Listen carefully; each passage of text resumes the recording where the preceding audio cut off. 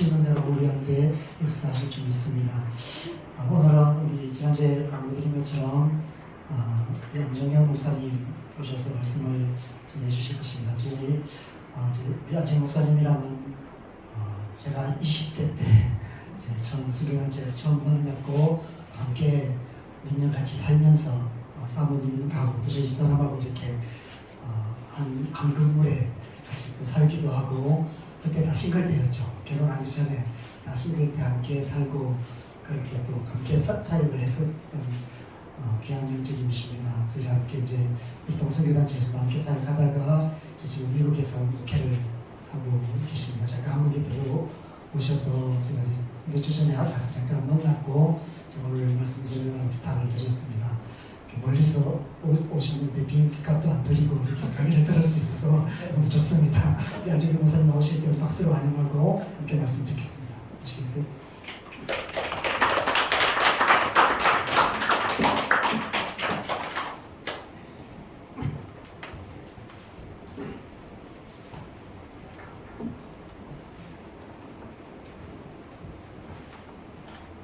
감사합니다. 존경하고 사랑하는 우리 박홍 목사님 교회 와서 함께 말씀 나누기 위해서 감사드리고요. 저는 현재는 이제 미국에서 사역하고 있습니다.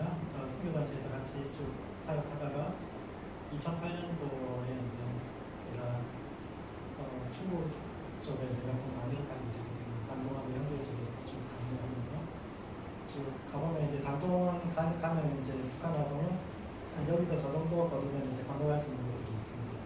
그러니까 풀짝 뛰면 공화국에 품에 앉을 수 있는 그런 곳에 가서 이제 지하교회 강의도 하고 쭉 이렇게 했는데 이제 그 당시에 당동 쪽이 20년 전인데 당동 쪽에 한국 분들이 아파트를 한 50채씩, 100채씩 이렇게 갖고 계신 분들이 있었어요. 곧 통일될 거예요. 곧 통일될 거예요. 그 반도 건너편 이제 심의주거든요. 통일되면 저기가 개발될 테니까 그때 이쪽도 개발될 거다 해가지고 믿지 않는 사람들도 통일을 위해서 이렇게 많이 준비를 하고 있구나. 통일이 곧 다가온다 생각하고 그래서 우리 준비 믿는 사람으로서 우리는 통일이 오기를 위해서 날 기도하고 있는가? 그래 통일을 위해서 우리가 무엇을 준비하고 있는가? 쭉 생각을 하면서 그때 이제 제가 그때 이제 읽었던 책 중에 하나가 이제 중앙대에서 독일 통일 20주년 기념해서 이제 책들이 시리즈가 좀 나온 것이 있어요.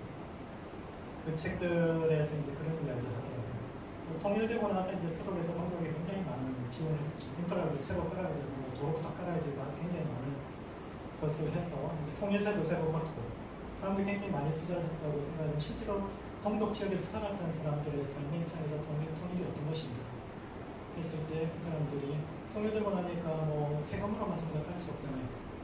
그러니까 동독에 가장 괜찮은 땅들, 기업들, 건물들 다 시장에 내다 팔기 시작하는데 그거 누가 살 수 있습니까? 동독 사람들 살 수 없잖아요.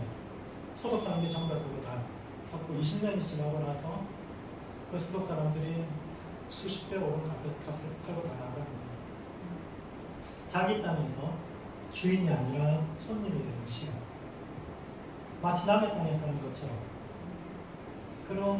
그것이 이제 실체적인 통일된 이유의 삶이었다라고 생각을 하면서 그걸 보면서 이제 제가 통일을 준비하는 것이 어떤 것인가 생각했을 때 그런 자기 땅에 남의 땅에 사는 것 같은 그런 사람들의 삶 속에서 함께 이제 목회를 하는 것이 그리고 뭐 통일이라는 것이 결국 사람을 대상으로 사역이라는 것을 사람을 대상으로 한 사역이고 한 것이고 그와 비슷한 사람들의 마음을 가진 사람들을 주체했을 때 이제 비슷한 마음을 가진 사람들이 이제 이민교였습니다.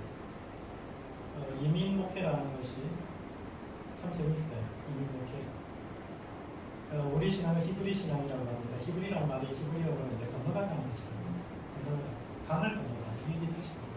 옛날 사람들이 왜 강을 건넜습니까? 대부분의 사람들이 자기가 태어난 땅에서 자라고 죽던 그 시절에 강을 건너가는 사람은 어떤 사람들입니까? 이 땅에서 먹고 살 것이 없어서 건너가는 겁니다. 도저히 이 땅에서 견딜 수 없어서 가족들 부양할 수가 없어서 남의 땅에 이민자들이 이제 우리 히브리 믿음, 히브리 신앙이라는 것은 궁극적으로 이제 결국 이민자들의 신앙이죠. 낯선 땅에 가가지고 어떤 대우받으면 살 것 같아요? 미국에서 한인들 어떻게 살 것 같으세요? 요즘 그래도 굉장히 좋습니다. 뭐 한류가 뭐 K 뭐 이러고 그래야지 좋지만 근본적으로 세상은 경쟁적인 사회고 그 속에서 산다는 거 쉽지 않아요. 언어도 그렇고 문화도 그렇고 또 사람들이 인정하지 않습니다. 뭐 그런 거랑 비슷한 거죠. 외국인 노동자들 여러분 어떻게 생각하십니까? 여기서 사장님 그런 사람들 본국에서는 굉장히 뛰어난 인재들이에요. 좋은 대학 나와가지고 적어도 낯선 땅에 가지고 언어를 배우고 새로운 문화에 적응해가지고 여기서 돈 벌어가지고 본국에서 굉장히 뛰어난 인재들이지만 그 땅에서 아무도 인정해주지 않습니다. 거기서 좀 성공한다고 해서 그 땅 사람들 인정해줄까요? 여기 오신 뭐 동남아 분들이 성공했다고 사람들한테 인정받고 삽니까? 그렇지 않아요. 그 사람들 안에 늘 슬픔과 한 같은 것이 있습니다. 히브리 사람들 안에 다 한이 있어요. 원래 히브리라는 말 자체가 도둑놈들, 뭐 장녀들, 남의 땅에 빌붙어 온 사람 이런 의미, 굉장히 비천한 사람들이라는 그런 의미거든요. 그런 사람들이 이제 모여서 교회를 합니다. 세상에서 인정받지 못하는데 유일하게 인정받을 수 있는 곳이 교회죠. 그래서 교회들 많이 오십니다. 그런데 교회에서 인정 못 받는 것 같으면 어떻게 될까요? 또 난리 납니다. 참 재밌는 이렇게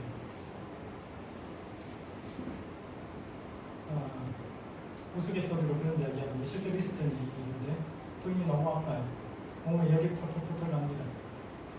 병원을 가야겠는데 그래서 119죠. 911을 전화를 합니다. 전화를 해서 My wife is hot 이렇게 이야기했어요. 내 와이프가 뜨겁다. 그런데 hot이라는 단어가 어떤 뜻이 있습니까? 굉장히 성적으로 매력이 있다 이런 뜻이 있잖아요. 그러니까 911에서 받으니까 이 사람이 뭐라고 했겠어요. 장난하는 것도 아니고 전화해가지고 My wife is hot 하니까 그 사람이 It's good for you. 너 참 좋겠다. 그리고 확 끊어버리더라고요. 말이 안 통하니까 자기는 부인이 너무 아파서 119 타고 병원을 가야 되는데 119에서도 안 받아주고 뭐 그런 사람들 대상으로 쭉 사역하고 있습니다. 뭐 그래서 지금 거의 20년 다 됐는데 아직도 이 정도 저도 이 정도의 개척교회하고 참 재밌게 지내고 있습니다. 저 자신이 이제 히브리 사람들의 마음을 좀 이해할 수 있게 해달라고 하나님께 그렇게 기도했는데 하나님이 넘치게도 제가 히브리 사람이 되게 하셨어요. 진짜 가진 것도 없고 할 줄 아는 것도 없고 뭐 그런 사람이 되게 하셨는데 너무 감사한 시간이고요. 오늘 말씀 함께 나눌 말씀은 마가복음 5장 1절부터 20절 말씀입니다. 마가복음 5장 1절부터 20절 말씀 한 절씩 교독하시겠습니다. 제가 먼저 읽겠습니다. 예수께서 바다 건너편 거라사인의 지방에 이르러 예수께서 나오심에 곧 더러운 귀신 들린 사람이 무덤 사이에서 나와 예수를 만나니라. 그 사람은 무덤 사이에 거처하는데 이제는 아무도 그를 쇠사슬로도 맬 수 없게 되었으니 이는 여러 도랑과 쇠사슬에 매였어도 쇠사슬을 굽고 도랑을 빼뜨렸습니다. 그리하여 아무도 그를 제어할 힘이 없는지라. 밤낮 무덤 사이에서나 산에서나 늘 소리 지르며 돌로 자기 몸을 해치고 있었더라. 그가 멀리서 예수를 보고 달려와 절하며 큰 소리로 부르짖어 이르되 지극히 높으신 하나님의 아들 예수여 나와 당신이 무슨 상관이 있나이까. 원하건대 하나님 앞에 맹세하고 나를 괴롭히지 마옵소서 하니 이는 예수께서 이미 그에게 이르시기를 더러운 귀신아 그 사람에게서 나오라 하셨습니다. 이 부르시되 내 이름이 무엇이냐 이르되 내 이름은 군대니 우리가 많음이니이다 하고 자기를 그 지방에서 내보내지 마시기를 간구하더니 마침 거기 돼지의 큰 떼가 삼겹에서 먹고 있는지라. 이에 간구하여 이르되 우리를 돼지에게로 보내어 들어가게 하소서 하니 허락하신 때 더러운 귀신들이 나와서 돼지에게로 들어가매 거의 2,000마리 되는 떼가 바다를 향하여 깃털로 내리다가 바다에서 몰사하거늘 수도자들이 도망하여 군대와 여러 마을에 나가니 사람들이 어떻게 되었는지를 보러 왔어. 예수께 이르되 그러나 그 귀신 들렸던 자 곧 군대 귀신 찢겼던 자가 옷을 입고 정신이 온전하여 앉은 것을 보고 두려워하더라. 이에 귀신 들렸던 자가 당한 것과 일제히 일본 자들이 그들에게 알리매 그들이 예수께 그 지방에서 떠나기를 간구하더라. 예수께서 배에 오실 때에 귀신 들렸던 사람이 함께 있기를 간구하였으나 허락하지 아니하시고 그에게 이르시되 집으로 돌아가 주께서 내게 어떻게 큰 일을 행하사 너를 불쌍히 여기신 것을 내 가족에게 알리라 하시니 그가 가서 예수께서 자기에게 어떻게 큰 일을 행하셨는지를 대가볼리에 전파하니 모든 사람이 놀랍게 여기더라. 예수님께서 갈릴리 건너편 거라사 지방에 가셨다가 귀신 들린 광인을 만나서 고쳐주신 이야기가 나오는데, 자 2,000마리 되는 때에 들어가서 바다에 들어가서 다 돼지가 죽었는데 귀신도 같이 죽었을까요? 어떻게 생각하십니까? 사람에게서 나와서 돼지한테 들어갔는데 바다에 들어갔다가 귀신이 죽었을까요? 아니면 귀신이 물고기한테 옮겨갔다가 그 물고기 먹은 사람한테 또 들어갔을까요? 어떻게 됐을까요? 귀신이 뭐 바다에 들어가면 죽나? 예수님께서 이 이야기를 통해서 우리에게 하시고 싶은 말씀이 무엇이죠? 그리고 지금 우리가 이 글을 읽는 우리의 입장이 아니라 예수님의 이 말씀을 듣고 있는 그 사람들은 이 이야기를 어떤 관점에서 들었을까? 그런 관점에서 이 말씀이 오늘을 살아가는 우리의 삶과 신앙의 당신 의미가 무엇인지에 대해 함께 생각해 보는 시간을 갖도록 하는데, 첫 번째, 누가 미친 사람인지에 대해서 질문해 보아야 합니다. 예수님께서 거라사 지방을 지나가시다가 군대 귀신 들린 사람을 만났는데, 이것은 첫 번째, 과거와 트라우마 속에 살아가는 사람에 대해서 이야기하고 있습니다. 흔히 군대 귀신 들린 사람을 많은 귀신 들린 사람이라고 이렇게 이해를 하고 있는데, 왜냐하면 군대라는 말 자체가 이제 헬라어로 레기온인데 이게 로마 군단을 뜻하는 단어거든요. 로마가 전성기에 한 28개 군단을 유지하고 있었습니다. 한 군단에 6,000명씩 28개 군단, 그리고 28개 보조군단이 있습니다. 보조군단은 이제 이방인으로 구성되어 있는 그 군단인데, 거기서 한 25년에서 30년 근무하는 로마 시민권 줍니다. 그래서 이제 많이 지원을 했죠. 근데 이스라엘이 있는 그쪽이 로마 입장에서 보면 동부 최전선이거든요. 그 위에 팔르티아 제국이라고 있습니다. 거기가 굉장히 강력한 제국이고, 한 번은 뭐 로마 황제가 거기까지 치고 올라갔다가 잡혀가지고 로마 군단 4개가 깡그리에 소멸됩니다. 그래서 전부 다 포로로 다 사로잡혀고, 로마는 절대 탈바지 않거든요. 전쟁에 져서 포로로 잡혀가면 절대 돈 주고 데려오지 않습니다. 그냥 거기서 다 죽는 겁니다. 죽을 때까지 노예 생활하다 죽는 건데, 그쪽 지역에 있었는데, 자 로마 군단이 한 군단, 그 레기온 6,000명이나 되는 많은 귀신, 그것도 군인이라고 이야기하면은 살인기계도 아닙니까? 그 시절에 로마 군단도 대단했거든요. 카이사르 황제가 기리아 전쟁에 올라가서 싸울 때 25,000 가지고 15만 하면 싸워서 이기거든요. 대단한 사람들이에요. 제일 1년에 방패를 딱 세우고 뒤에 창수 딱 세우고 10겹으로 세워가지고 끝까지 버티면서 반드시 이겨내는 그런 사람. 그 훈련을 받았던 로마 군단 한 번 들어가면 30년 복무해야 됩니다. 30년 복무해야 제대로 되거든요. 그렇게 평생을 사람 죽이는 것만 훈련했던 그 사람들이 6,000명이나 들어가서 귀신 들렸다는 것은 그 귀신들의 뜻에 의해서 움직이는 그런 존재인데, 그런 것으로 이해를 하는데, 과연 이 이야기가 그런 이야기일까 생각을 해보게 됩니다. 현대인들은 귀신 들린 사람 어떤 사람이라고 이해합니까? 정신적인 문제가 있는 사람이라고 이야기하죠. 생각을 하죠. 그리고 정신적인 문제가 있는 사람들을 우리가 두려워합니다. 왜 우리가 정신적인 문제가 있는 사람들을 두려워합니까? 예측이 되지 않기 때문이죠.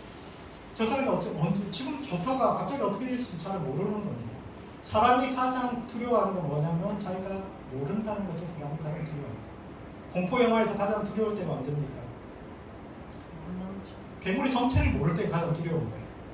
아무리 강력한 괴물이나 아무리 강력한 존재라도 그 존재가 어떤 존재인지 알고 나면 두렵지 않아요.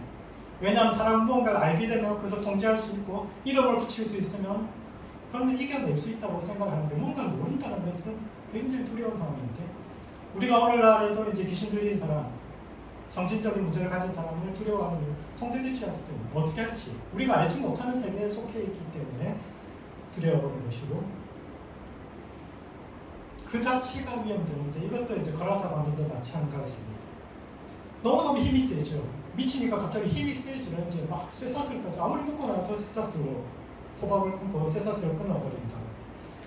사람들이 그를 붙잡고 억제하려고 여러 온갖 수단과 방법을 다 써보지만 그는 번번이 꿇고 도망가고. 그런데 재밌는 것은 특이한 점은 이 거라사 광인은 그 힘으로 다른 사람을 해치지 않는다. 사람들이 그 귀신 들린 사람 두려워하는 것은 우리를 해칠까봐 두려워하는 이 사람 그렇게 하지 않아요. 그 놀라운 힘을 가지고 심지어 6,000명이나 되는 귀신들이 들린 살인 평생을 사람 죽이는 거 훈련받은 사람들이 6,000명에 들려가지고 그 사람을 자기 생각이 아니라 자기 의지대로 움직이는 그런 존재라면 연쇄 살인마가 됐어요. 정상 아닙니까? 힘도 있겠다. 정신들 자기를 잡고 있는 그 정신을 가진 사람, 그 군대 귀신이라면 나가서 사람들을 죽이고 돌아다니고 이렇게 하는데 그렇게 하지 않습니다. 이 사람이 하는 것은 그저 무덤에 가서 펑펑 울면서 자기 자신의 자해를 끊임없이 울면서 그럼 왜 이 사람이 그렇게 했을까?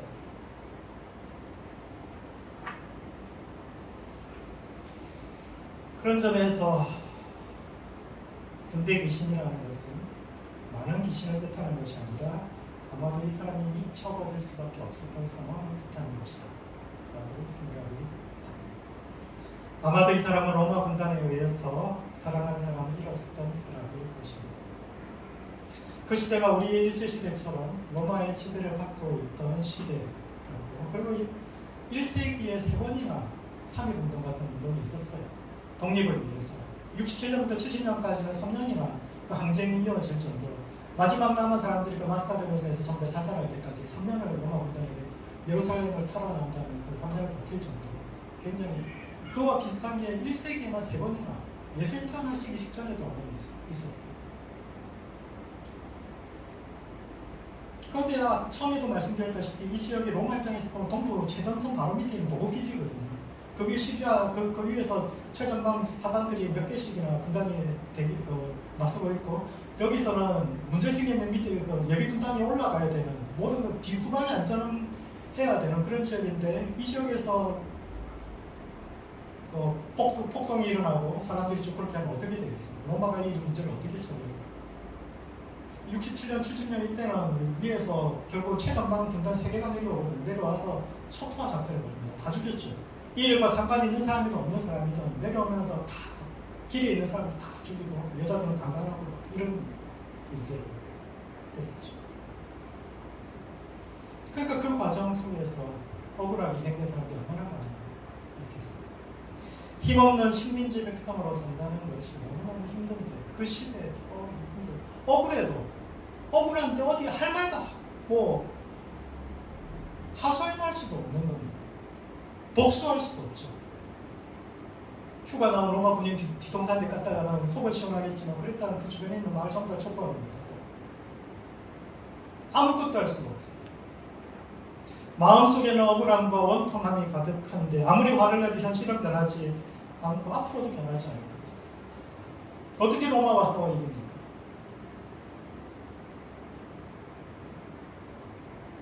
그러니까 사람들이 이 사람이 할 수 있는 것은 그저 무덤가에서 억울하게 죽었던 사람, 그 옆에서 울고 소리 지르고, 그러다 안 되니까 그들을 지키지 못했던 자기 자신을 탓하면서 정신 놓아버리는 것밖에 할 수 없었던 그런 사람의 이야기.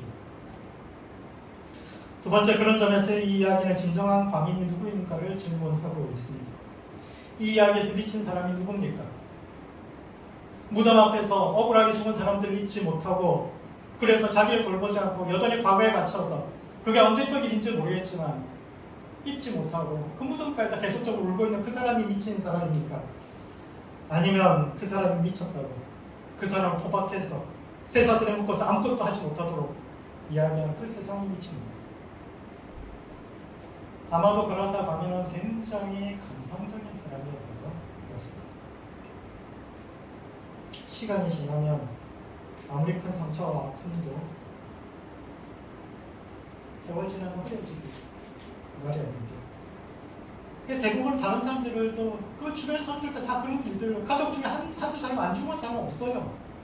억울한 일 당하지 않은 사람 없습니다. 그럼에도 불구하고 다들 잊고 살아갑니다. 세상이 그런데 어떻게 하겠어? 뭘 어떻게 하겠어? 참아야지. 세월이 가겠지. 잊혀지겠지. 견뎌야겠지. 좀 그렇게 이야기해요.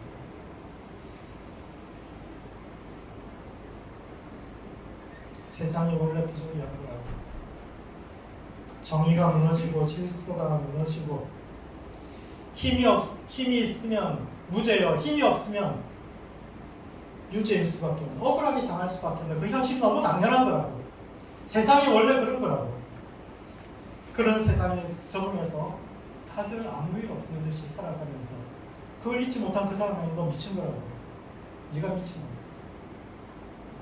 하나님의 뜻이나 원칙과 다르게 흘러가는 세상이 너무나 당연한 것처럼 그래도 산 사람은 살아야 된다고. 사람은 언젠가 죽기 마련이고 그 사람들은 재수 없이 사고당한 것뿐이다. 그런 일은 누구에게나 일어날 수 있는데 그것을 잊지 못하고 과거에 매여있는 당신이 미친 거라고 이야기하는 그 세상이 미친 게 아닐까. 세상이 너무나도 잘못되어 가고 있는데 그 세상이 너무 당연한 것처럼 세상은 거라사 광야를 미쳤다고 이야기하고 그가 고쳐져야 한다고 주장하는데 정말 미친 사람들이고 정말 치유받아야 할 사람은 누구입니까? 이 이야기에서 정상인 사람은 누구이고 비정상인 사람은 누구입니까? 사람은 누구나 자신만의 무덤가를 가지고 있는데 여러분의 무덤가는 어디입니까? 혹시 여러분도 이 거라사의 광인처럼 혼자 떠나지 못하고 울고 있는 그 무덤가가 있습니다. 여러분에게 상처와 아픔은 아무리 오랜 세월이 흘러도 잊혀지지 않고 묶어놓는다고 묶여지지도 않고 오히려 더 깊이 우리를 따라오는데 우리를 묶고 있는 거라사의 무덤은 어디입니까? 그러므로 주님 앞에 나아가야 합니다. 거라사 광인이 멀리서 예수님을 보고 달려온 것처럼 우리도 우리의 상처를 주님 앞에 가지고 나아가야 합니다. 마치 나는 상처가 없는 것처럼 또 보이지 않는 쇠사슬로 트라우마를 가리고 나는 그걸 견딜 수 있는 것처럼 이건 뭐 이 정도는 나 아무것도 아니야 그렇게 이야기하지만 사실 우리 마음 깊은 곳에서 떠나지 못하고 있는 그 한과 슬픔을 가지고 주님 앞에 나아가요.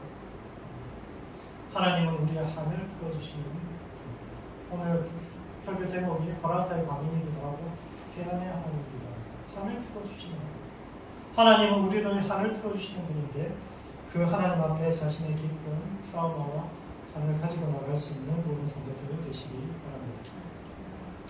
두 번째, 하나님의 정의를 믿고 앞으로 걸어가야 합니다. 그때 광인이 예수님께 지극히 높으신 하나님의 아들 예수여 나와 당신이 무슨 상관이 있나이까? 라고 말했고 이에 예수님께서는 이 이름이 무엇이냐 이것을 물어보셨는데 이것은 첫 번째, 우리는 어떤 사람이 될지를 스스로 결정해야 합니다. 광인이 예수님께 처음 했던 말이 당신이 무슨 상관이 있습니까? 우리가 당신과 무슨 상관이 있습니까? 나를 괴롭히지 마십시오 라는 건데 이것은 당사자가 보통 이런 이야기 누가 합니까? 당신이 무슨 상관이에요? 이 이야기 누가 합니까? 제3자한테 이야기합니다. 당신 빠지라고.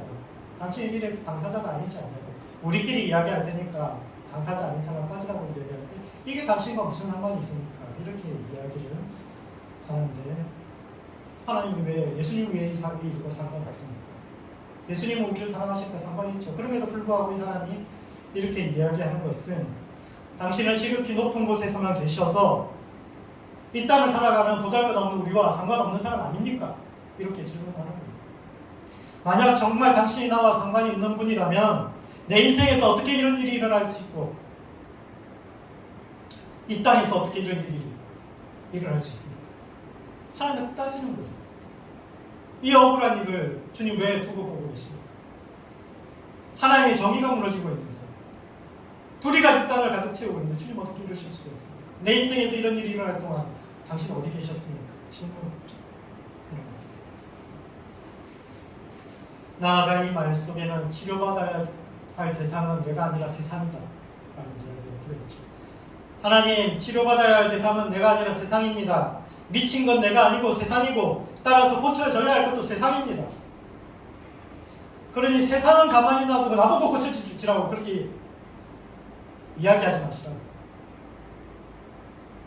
세상은 가만히 놔두고 나만 문제 있는 것처럼 너만 참고 너만 변하라고 그렇게 말씀하시지 말라는 겁니다. 내가 변한다고 세상이 뭐가 달라집니까? 세상은 그대로인데 나만 변하라고 하는 거 너무 불공평하지 않습니까? 그러니 나한테 변하라고 하지 말고 세상 먼저 변화시키라. 당신이 하나님이라면 세상을 먼저 변화시키고 그 다음에 내게 변화를 요구하라. 세상은 벌써 아무 일도 없었던 것처럼 다들 그들의 희생과 슬픔을 잊고 잘들 살아가고 있는데 나마저 그들을 잊고 살아가면 죽은 사람들이 너무 불쌍하지 않습니까? 저 무덤가에 있는 사람들이 너무 불쌍하지 않습니까? 질문합니다. 그리고 이러한 광인의 주장에 대해서 예수님께서 두 가지의 답을 하셨는데, 첫 번째는 내 이름이 뭐냐고 물어보셨어요. 예수님께서 왜 이름을 물어보셨을까요? 이 사람 이름이 너무너무 궁금해서 물어보셨을까요? 그건 아니죠. 성경에서 이름이라는 것은 그 사람의 정체성과 존재의 의미, 가치 등을 담고 있는 폭넓은 질문입니다. 따라서 예수님께서는 이름이 뭐냐? 라는 것은 너는 어떤 존재냐? 그래 너는 앞으로 어떤 존재가 될 것이냐? 이런 질문을 던진 것인데, 이 사람은 나는 귀신이니 나는 군대니 숫자가 많기 때문이다 라고 이렇게 말하는데, 재미있는 것은 대화가 거기서 끝난다라는 겁니다. 원래 성경에서 하나님께서 이런 물어보실 때 보통 다음에 무슨 일이 일어납니까? 이름을 바꿔주세요. 아브라함을 불러서 아브라함으로 바꿔주시고, 사라를 불러서 사라로 바꿔주시고, 야곱을 불러서 이스라엘로 바꿔주세요. 따라서 이 본문에서도 예수님께서 이름을 물어보셨다는 것은 이 사람 이름을 바꿔주셔야 되는데 이름을 바꿔주지 않으세요. 그건 무슨 뜻일까요? 그건 이 사람의 결정에 달려있다는 겁니다. 이 사람의 이름이 존재가 바뀌느냐 바뀌지 않느냐는 것은 이제 이 사람에게 달려있다. 너는 앞으로 어떻게 살 것이냐? 과거에 매여서 복수를 꿈꾸며 그러다가 높은 현실의 장벽에 막혀서 실패하고 좌절된 영혼으로, 그래서 분열된 자아를 가진 사람으로 계속 이 세상을 살아갈 것인가? 아니면 하나님 안에 있는 새로운 미래를 볼 것인가? 그건 네가 선택해야 합니다. 이렇게 이해해요. 지금까지 그랬던 것처럼 앞으로도 과거와 무덤과 죽은 자들 사이에서 살아갈 것인가? 아니면 산 자들 사이에서, 그리고 복음 안에서 동토하는 새로운 시대를 꿈꿀 것인가? 라는 것을 이 사람의 선택에 맡깁니다. 내면의 상처는 다른 사람이 치유해 줄 수 없고 스스로 일어나야 하는데, 예수님은 다른 사람들처럼 이 사람을 쇠사슬에 묶어서 아무것도 할 수 없게 그렇게 하는 것이 아니라 무덤 사이에서 살아가는 것만이 네가 할 수 있는 최선이냐를 질문하셨습니다. 나아가 예수님은 군대 귀신이 돼지떼에 들어가 몰살당하는 장면을 보여주셨는데, 이것은 칼로 일어선 자는 칼로 망할 것이라는 단순한 진리를 보여줍니다. 제가 이 설교를 할 수 있었던 이유 중에 하나는 최근 고고학자들이 그 예루살렘을 발굴하면서 70년에 그 땅을 무너뜨렸던 예루살렘 성을 무너뜨렸던 그 터를 발굴하면서 발견한 게 뭐냐면 이제 로마 군단기가 발견됐어요. 찍어놓은 군단 마크를 찍어놓은 돌이 발견됐는데 그 군단 마크가 멧돼지입니다. 그렇게 이스라엘을 괴롭히고 내려오면서 초토화 작전을 이루고 예루살렘 완전히 멸망시켰던 그 군단 마크가 멧돼지.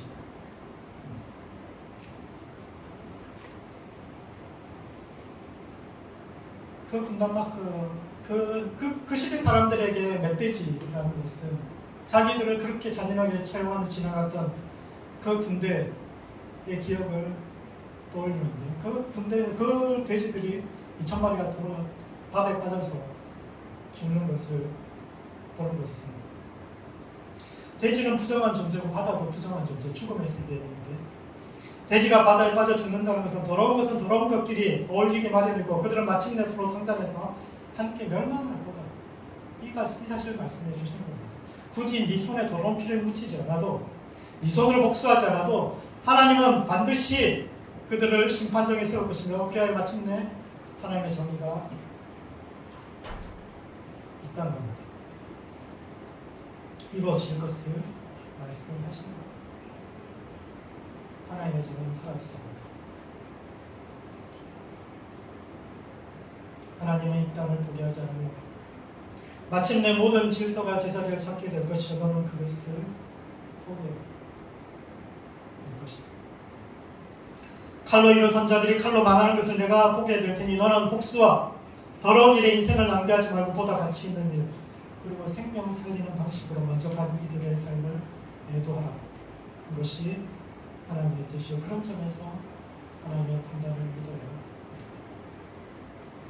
살다 보면 억울한 일, 원통한 일 당할 수 있습니다. 나쁜 놈들이 잘 살고 착한 사람들이 손해본 것 같은 때가 있지만, 그들의 결론은 귀신과 돼지가 함께 바다라는 심연에 빠져서 흔적도 없이 사라지는 것이요, 그런 이들에게서 또 떠나서 오직 하나님의 얼굴을 위하옵니다. 마지막으로 예수님을 따르기 위해서는 포기해야 할 것들이 있습니다.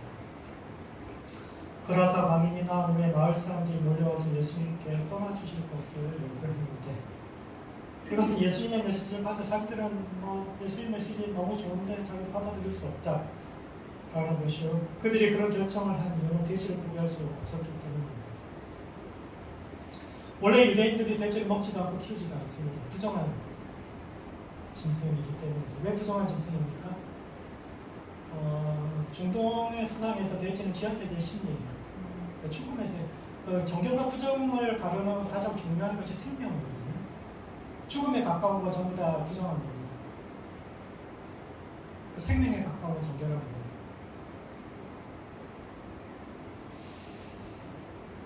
따라서 돼지는 부정한 존재이기 때문에 만지지도 말아야 하지만, 고라사의 유대인들이 2,000마리나 되는 돼지를 키우고 있었는데, 왜냐하면 돈이 되기 때문이죠. 돈이 되기 때문입니다. 사실 돼지는 왜 돼지를 부정하다 했을까? 소는 부정하지 않은데, 저는 개인적으로 돼지를 더 좋아합니다. 소보다. 돼지가 더 맛있는 것 같은데 왜 돼지를 부정하지? 이게 너무 궁금해서 계속 찾다 보니까 어떤 사람이 그렇게 적어놓은 걸 봤습니다. 소는 인간과 먹이를 두고 다투지 않는다. 소가 먹는 건 사람 먹지 않아요. 그런데 돼지는 사람하고 같은 걸 먹어요. 사람 먹는 거 돼지는 다 먹습니다. 돼지 1kg를 살을 찌우는데 3kg의 곡식이 필요합니다. 그것은 가뜩이나 식량이 모자라던 고대 시대에 돼지를 많이 키운다고 해서 사람 먹을 것이 부족해진다. 그래서 종교적으로 돼지를 부정하더라고. 자꾸 전쟁했던 것이 사람들을 살리기 위해서. 부자들이야 고기 많이 먹으면 좋겠지만, 그 고기에 살찌우느라고 가난한 사람들이 어려워질 수 있기 때문에 돼지 부정한 짐승이라고 계속적으로 사람들에게 가르쳐 왔다라고, 저는 그게 굉장히 리저너블 하다라고 생각을 하는데, 그래서 예로부터 율법에서도 돼지를 부정하게 여겨서 숫자를 제한해 왔는데, 일부 유대인들은 세상과 타협해서 대규모로 돼지를 키웠고, 그 돼지 때문에 결국 예수님의 메시지를 거절합니다. 예수님은 정의와 평화가 일맞추는 시대를 위해서 오셨고, 이를 위해서는 우리 삶에서 폭력과 억압을 상징하는 돼지를 죽여야 하는데, 거라사 사람들은 사람이 존재하는 한 이 땅 가운데 평화가 과연 가능할 것인가? 를 질문하죠. 칼을 쳐서 보습으로 창을 쳐서 낫으로 만드는 그런 시대, 진짜 살아있는 동안 올 수 있을까? 여러분, 그런 시대가 진짜 온다고 믿으십니까? 이사야가, 미가가 이렇게 이야기했어요. 그런 시대가 올 거라고. 그런데 진짜 올 거라고 생각하십니까? 우리가 살아있는 동안에 그 시대가 진짜 올까요? 진짜 우리가 무기를 쳐서 농기구를 만드는 그런 시대가 올까요? 정말 살아있는 동안에? 젊을 때는 올 거라고 믿었는데 나이 들수록 점점 타락을 해서 그런지 진짜 사람이 살아있는 동안 그런 시대가 올까? 안 이루어지니까 이 여자들이 이런 이야기 합니다. 안 이루어지니까. 세상에는 늘 싸움이 있어왔고, 힘 있는 사람은 힘없는 자를 괴롭히는 것이 너무 당연하고, 심지어 그것은 어느 정도 질서를 유지하기 위해서 필요한 일이라고 생각하는데, 그래서 그 사람들이 돼지 때문에, 그 돼지 때문에 영원한 하나님 나라를 거부하게 되는데, 그러므로 예수님의 길을 따라야 합니다. 하나님은 정의의 하나님이요 당신의 통치를 포기하지 않는 분입니다. 그분은 마침내 이 땅에 당신의 평화를 이루실 텐데, 세상을 너무 사랑하고 또 세상과 너무 오랫동안 타협해서 주님께 돌아갈 기회를 잃어버리지 않는 모든 성도들 되시기 바랍니다. 말씀을 정리하겠습니다. 바라사 방인의 이야기는 불의한 세상에서 고통받던 그 시대 백성들의 모습을 보여주는데, 첫 번째, 비정상을 정상적으로 여기고 살아가는 그 시대와 오늘날의 우리가 아닐 수 있다 라는 점입니다. 두 번째, 광증에서 벗어나기 위해서는 나의 이름이 무엇인지, 나는 어떤 존재가 되어야 할 것인지에 대한 깊은 사유와 정의를 세우신 하나님에 대한 신뢰가 필요하다는 것, 그리고 마지막으로 우리가 가진 대지를 포기할 수 있을 때 비로소 주님을 따라갈 수 있다는 점을 나누었는데, 어두운 시대 속에서 주님의 빛을 간직하고 그분의 뜻대로 살아가는 모든 성도들 되시기 바랍니다. 기도하시겠습니다. 기도하실 때는 먼저 우리 안에 있는 깊은 어둠을 들여다 봅시다. 하나님의 진리에서 벗어난 것은 모두 광증인데, 우리가 정상으로 생각하고 어쩔 수 없다고 포기하고 체념하고 있는 부분들 가운데 주님께서 찾아오셔서 빛을 비춰주시도록 함께 기도하시겠습니다.